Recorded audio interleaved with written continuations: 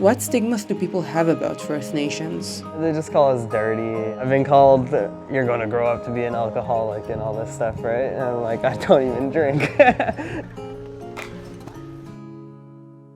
My name is Karen. I moved to Canada from Israel for 1 year of student exchange. I wanted the proper North American experience of parties, living with roommates, hiking, skiing, and having the best time of my life. I was imagining Canada as a peaceful country full of mountains, lakes, and wildlife. Yes, this country is beautiful, but it has complexities as well. When I moved to Canada, I saw signs with a language I did not understand. I was not aware of the meaning, and I'm talking here, this language. When I started to research about it, I was introduced to the story of First Nations. Schuyler and I met at UBC University. I asked Schuyler to show me how a First Nation reserve looks like. Where are we going?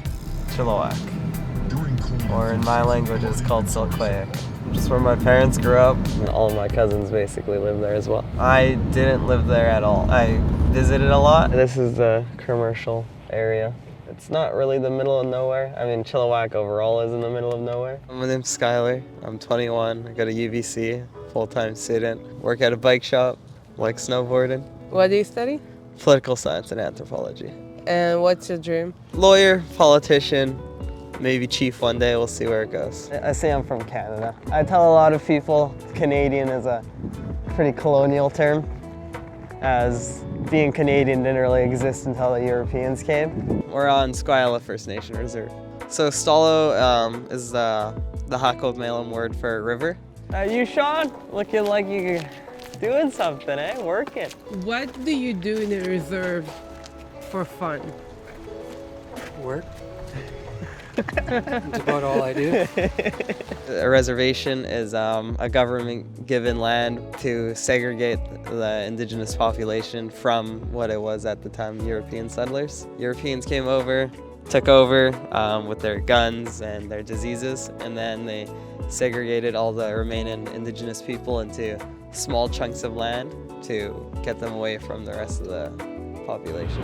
And the strains have been here forever, right? So they purposely put us on a side where nobody wanted to live type of thing, right? They put the reservation here, obviously, because nobody wants to live near a train because it's loud and it's hard to sleep at night. So I'm from Israel. I never heard about the term First Nation. Tell me what I need to know about that.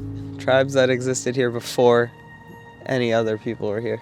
Europeans just wanted more land, wanted to explore more, and they landed on Canada. What those white people tried to do with your people, with the First Nations? Conquer our land and conquer us as people. Residential schools started through the idea of taking the Indian out of the child, reform them into European practice. Took your culture away, they took all your practices away, and they did this by separating you from the rest of your family and not letting you speak your language. A lot of rape, a lot of assault, a lot of locking children in dark basements without giving them food for a week.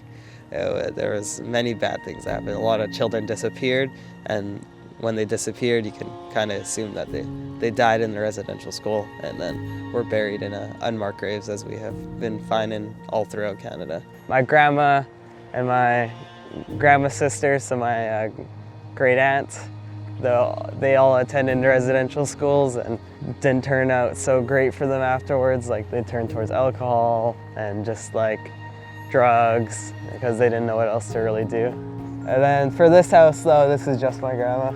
I'm here now because of her surviving. The Canadian Army came with their trucks, their guns, and my grandma, she was taken away in a white van when she was outside playing in front of her front yard. The government came, scooped her up, put her in the white van and drove off with her and didn't say any single thing to her parents. What are the problems that First Nations facing and why? A lot of them is just lack of education. A lot of them don't know where to go after school. Even if they complete school, they don't know what to do. They look towards alcohol, they look towards drugs. They'll work a shitty minimum wage job at Walmart down the road or one of the fast food places, and then that just leads to depression because they don't really know what else to do other than hang out at home, and that's never fun to do, right?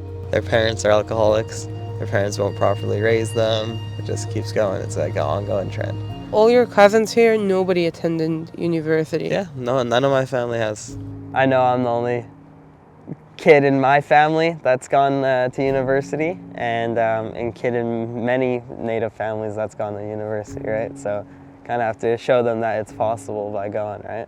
Good thing about being First Nation, or Yeah, it's mainly just the culture, the community. Culture and community is still strong. Even with all the negatives, we still support each other when we can. That's my grandpa, right there, Alex Jimmy. Uncle Chuck. That's my Auntie Teresa.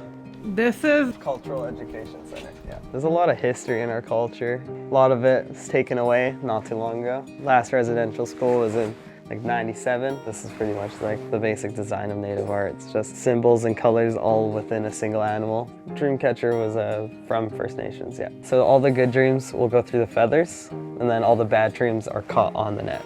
And a lot of people say they work. If I grew up here, I don't know if I'd be at UBC right now. A lot of my cousins were introduced to a lot of bad things quite early, and it's not their fault, it's just kind of the culture around here, right? what other people think about First Nations. Lazy. Laziness is probably the biggest one. Why? They think a lot of us rely on government funding, like we don't work for ourselves and stuff, but if you go around the reserve, there's a lot of construction workers here, right? Tax-free is not existing? Only if I go to the Walmart here, because it's on reserve, I'll get tax-free.